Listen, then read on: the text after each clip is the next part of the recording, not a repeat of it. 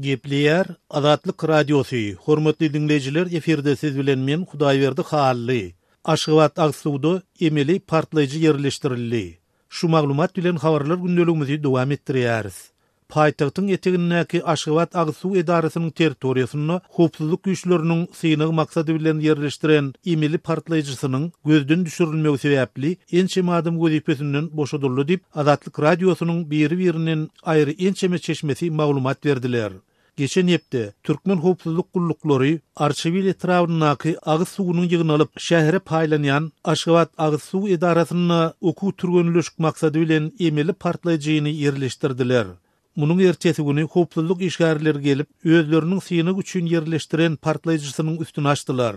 Bu hadisanyň netijesinde partlaýjynyň gözden düşürilenligi, oňa üns berilmänligi sebäpli harbiýlaşdyrylan howpsuzlyk gullugynyň Arşivil etrap boýunça jogapkary şeýle-de Aşgabat Agyz suwuň iki işgäri şol sanyna garawylyk hem gözüpesinden boşadyldy.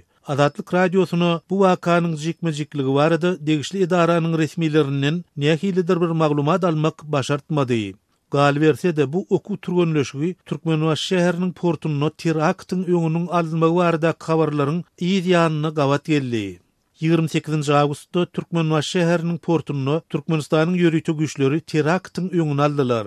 Zulümkeşler Türkmenistanyň raýatlary bolan iki dogan atlary we familiýalary görkezilmeýär. Olar Türkmenistanyň we Bakuň arasynda gatnaýan Bagtyar ýük ýolagçy paromyny partlaýjy serişdeleri geçirmäge synanypdyrlar dip adam hukuklary boýunça Türkmen inisiativasy guramasynyň web saýtyna habar berildi. Şu hastyny alnanlaryň hersi öz ýany bilen partlaýjy serişdeleri eltip paromda bombany ýasamagy we Türkmenistanyň territorial suwlaryny partlatmagy planlaşdyrypdyrlar. Şeýle-de Türkmenistanyň Kronikasy neşri ýörüýte gulluklaryň terakt barada öňünden habarly bolanlygy hakda öz çeşmeleriniň çak edýänligini belleýär.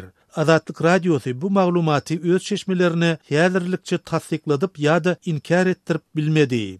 Mundan başga Azatlyk Radiosu özüniň Türkmen hökümetleriniň çeşmelerini salgylanyp, mundan 2 ay ozal İslam döwleti atly toparyň söwüşçileri bolmakda guman edilýän 4 adamyň saklananlygyny, bu waka bilen baglykda Türkmenistanyň serket goşunlarynyň ýolbaşçysy Begenç Gündogdyň harby derejesiniň general-mayorlukdan polkowniga çenli peseldilenligini habar beripdi. Söwüşçi bolmakda guman edilýänleri saklamak boýunça operasiýalara özüniň hem gatnaşanlygyny aýdýan ofiseriň sözlerine görä, harby aňtyw gulluklaryny soňky aýlarda Türkmen topragyna söwüşçi bolmakda guman edilýän onlarça adamyň geçenligi barada maglumatlar bar.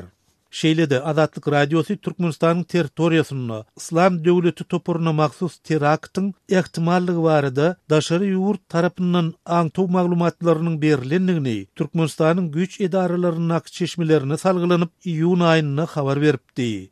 Yer gelene ýatlasak, goloýda Türkmenistanyň prezidenti Gurbanguly Berdimuhammedow Döwlet Howpsuzlyk Geňeşiniň nowatdaky meclisini geçirip, onu ýene bir gezek Aziýa oýunlary döwründe Aşgabatda howpsuzlygy üpçün etmek meselesine ünüsi çekdi.